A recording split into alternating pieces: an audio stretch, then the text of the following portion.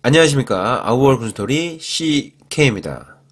제가 오늘 여러분들께 말씀드릴 내용은 앞으로 입대하실 분들을 위해서 선임병들이 좋아하는 2등병 되는 방법이라는 주제를 가지고 한번 말씀드려 보려고 합니다. 자, 여러분, 우리 2등병 하면 어떤 모습이 떠오르시나요? 아마도 얼어있고 불안하고 초조하고 이런 모습들이 떠오르실 겁니다. 근데 이런 모습들은 왜 나올까요? 이건 아마 군이라는 새로운 세계에 대한 긴장감에서 비롯된다고 할 수 있습니다. 우리 입대 전에 보면 군대 갔다 온 선배나 지인들 그리고 인터넷에서 이러쿵 저러쿵 말들이 많잖아요. 자기 때는 어땠느니, 얼마나 맞았느니, 때문에 빡쳤었느니, 이런저런 얘기들을 많이 들으실 겁니다. 아마 좋은 얘기보다 안 좋은 얘기들이 더 많이 들릴 것이고, 이런 얘기들이 전역하고 술안주로도 아주 제격이긴 하죠. 이런 안 좋은 얘기들을 주로 듣다 보니까 누구나 군대 처음 가면 얼어있고 긴장할 수밖에 없는 겁니다. 부대라는 공간도 처음이고, 또 선임이나 지휘관들이 무서운지 착한지 알 수가 없으니까요. 그래서 이런 얼어있고 긴장된 시간들을 최대한 빨리, 최대한 짧게 단축시키기 위해서 그 방법 4가지를 말씀드려 보겠습니다. 자, 그럼 방법 중에 첫 번째는 즉각 반응을 보여라입니다. 여러분들, 요즘 군대에 보면 병영생활 행동 강령이라는 게 있어요. 병사들이 병영생활간 지켜야 할 항목들 4가지를 명시해 놓은 것인데요. 그 첫 번째 사항에 보면 분대장을 제외한 병상호간에는 지시나 간섭을 할 수 없다, 이렇게 되어 있습니다. 병사로서 지시를 할 수 있는 사람은 분대장 밖에 없는 거죠. 하지만 군대라는 조직이 계급 사회이기도 하고 조직 사회이기도 하다 보니까 선임병들이 이렇게 권유나 부탁식으로 해서 지시를 하고 그럴 때도 있습니다. 명령조와 같은 직접적인 지시는 분대장 밖에 할 수 없으니까 돌려서 하거나 좋은 말로 하는 거죠. 예를 들면 김희병, 이것 좀 해줄 수 있겠니? 이것 좀 했으면 좋겠는데, 몇 시까지 이것 좀 해놨으면 좋겠다. 되게 말투는, 어투는 부드러워 보이는데, 이것도 어떻게 보면 일반 선임병들이 해서는 안 되는 지시긴 하죠. 하지만 후임병들이나 2등병들 입장에서는 선임병들이 그래도 부탁하는 건데 좀 안 들어줄 수가 없잖아요. 이런 상황일 때 네, 알겠습니다 하고 바로 즉각 반응을 보이고, 몇 시까지 해놨으면 좋겠다 이러면 저 지금 바쁜 거 없는데 바로 하겠습니다 하고 딱 그러면 그 선임병들 입장에서는 그 김희병이 많이 이뻐 보일 겁니다. 그러면 이제 PX 내려가서 맛있는 거 사주고, 또 부식 챙겨주고, 또 다른 거 훈련물자 같은 거 챙겨주고 막 이러는 겁니다. 다음 두 번째는 큰 목소리를 내라입니다. 이병 홍길동 하면서 이런 관등성명 되는 모습들 TV에서 많이 보셨을 거예요.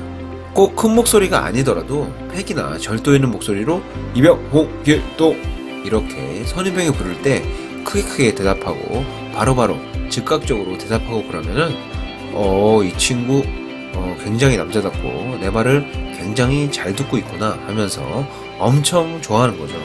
그러면서 또 PX 내려가고 부식 나눠주고 또 챙겨주고 막 이러는 겁니다. 또 세 번째는 노력이 보이는 언행입니다. 예를 들어 선임병이 김희병 어떤 거에 대해서 아는 거 있나? 이렇게 물어봤을 때 모르겠습니다 하고 바로 쌩 하면은 선임병이 좀 무안하겠죠.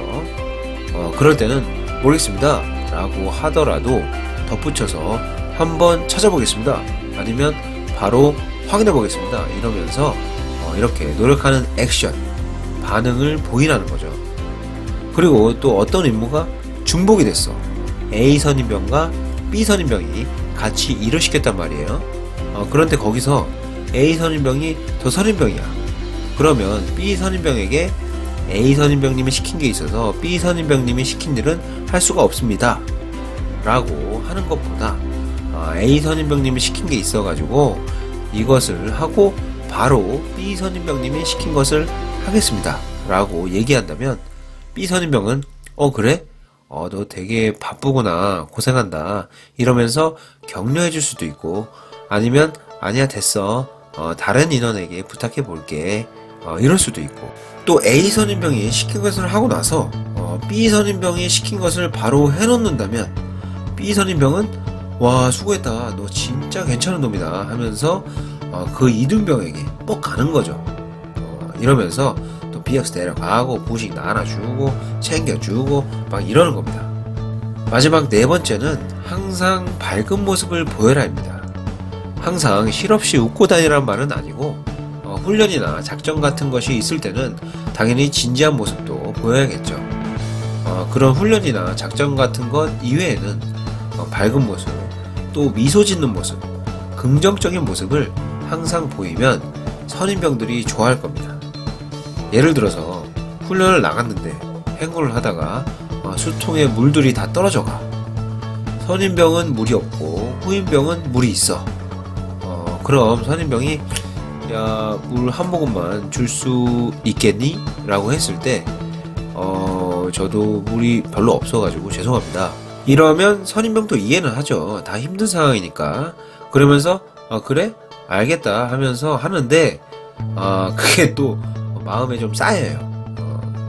그리고 또 주둔지에서 자유시간에 후임병은 이렇게 휴대폰 하면서 자기 시간 즐기고 싶은데 선임병은 노래방이나 탁구장에 가고 싶어서 노래방 좀 같이 갈래? 하는데 저 휴대폰 해야 돼서 안 됩니다. 이러면 선임병은 그래? 알겠다 하면서 이해하고 그러긴 하는데 이게 또 마음에 다 쌓여요. 이럴 때 네 알겠습니다, 제 수통 물 한 모금 드십시오. 그리고 노래방에서 노래 한 곡 땡기시겠습니까? 이러면서 밝은 모습을 보인다면 그 후임병, 그 이등병 얼마나 이뻐 보이겠습니까?